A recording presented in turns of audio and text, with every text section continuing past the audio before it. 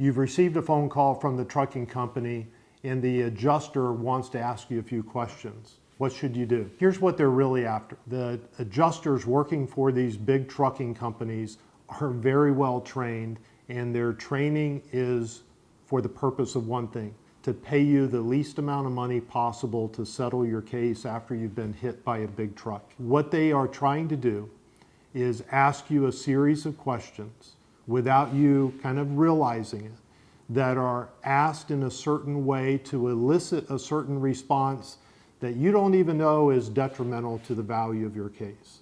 And before you know it, you've already said something that can be used against you to help minimize the value of your case at later times. So when an insurance adjuster calls from a big trucking company, my recommendation is this: you can take the call, but just say, I am not going to answer any questions you have. I will be seeking counsel of an attorney, and I will have my attorney call you himself.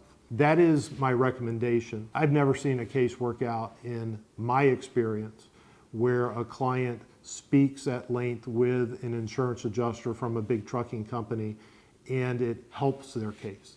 It always hurts their case, and that's what they're trained to do.